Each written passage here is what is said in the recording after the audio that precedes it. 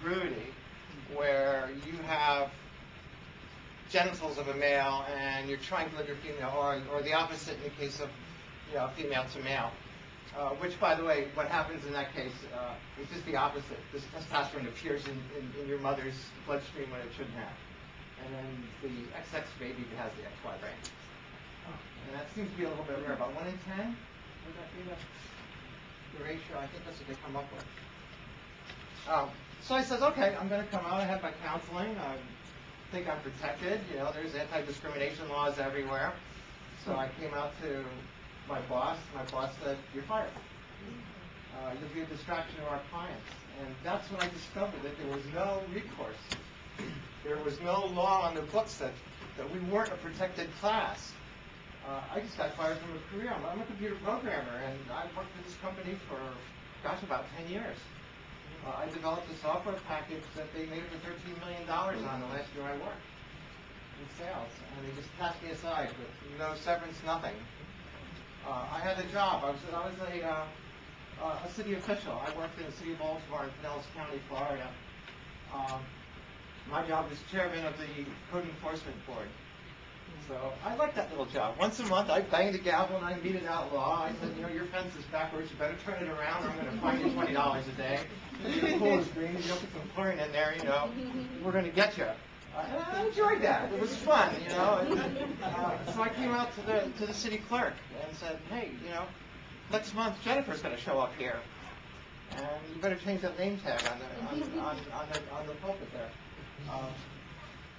So there was a city council meeting a week before that I was going to appear as Jennifer, and the mayor of the city came out and just said, I'm not going to have some sick person like that working for our city. I'm going to do what I can. And the next morning, my phone's ringing off the hook. You don't know what Mayor Peterlin said about you, blah, blah, blah. I got angry. I really got angry about it. I lost my job. My income was going. My soulmate was leaving me. I didn't have any money. I was losing my house. The bills were stacking up. I was an inch away from going out on the street. So I picked up the phone, called the media, and got quite a bit of attention because of it. And I was able to help a lot of people. Unfortunately, not myself. There was nowhere I could turn. I had no group or agencies like you have here.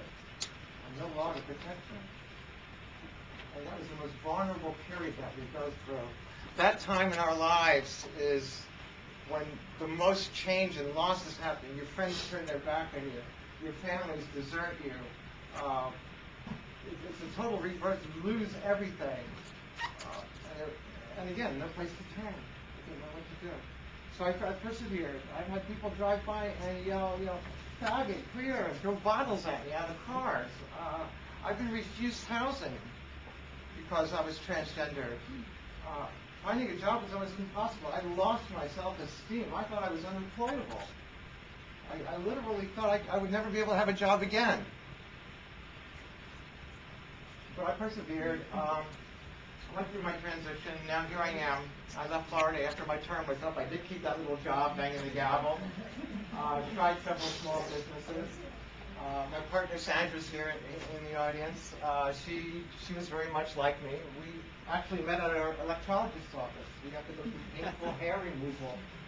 We have a lot of physical changes that we have to go through that are not fun. So on top of painful procedures, ridicule from everybody around you, trying to pressure you back into being what you should have been. Religious people damning me, I'm going to burn in hell, but I don't know. I love my God, and I hope He loves me. Pardon me? She does. Yes, she does. Thank you. Anyway, I persevered, and today I'm back in my field. I work for a company called Hanger Orthopedic. We're the largest manufacturer and actually provider of prosthetic devices in the world. We have 740 doctors' offices that we own corporately, and I take care of electronic billing software. I'm creating a system for them that will automatically gather claims and payment information. And I was nice enough to have that company that would hire me.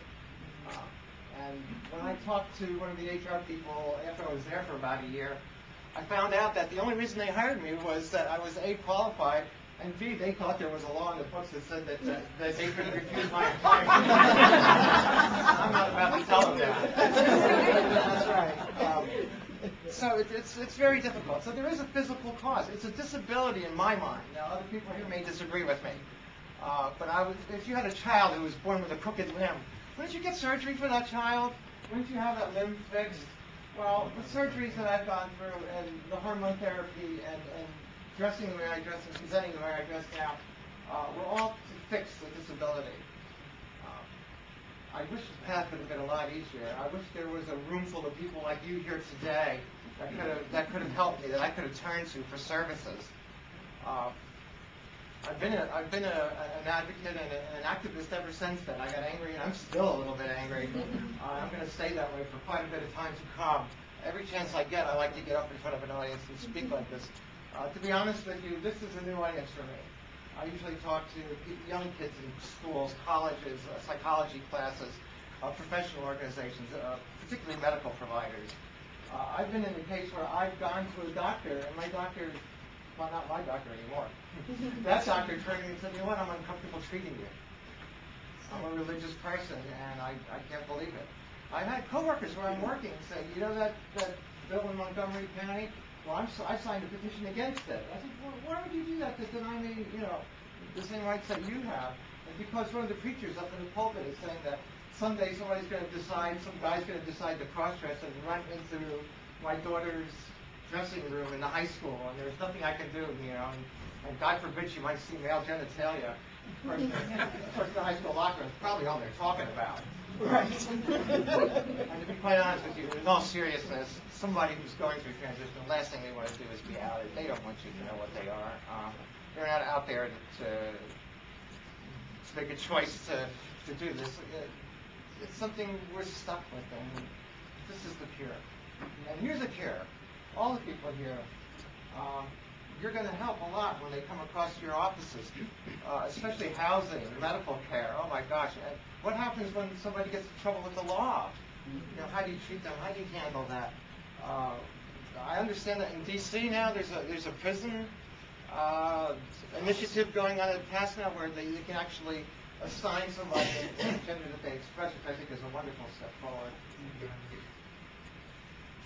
I'm not going to ask you to ask me questions right now, but when we get to the question and answer portion of this, I'm not shy, obviously. I'll answer any questions you may have. There's nothing too embarrassing.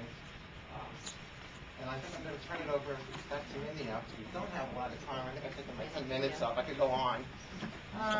Our next speaker is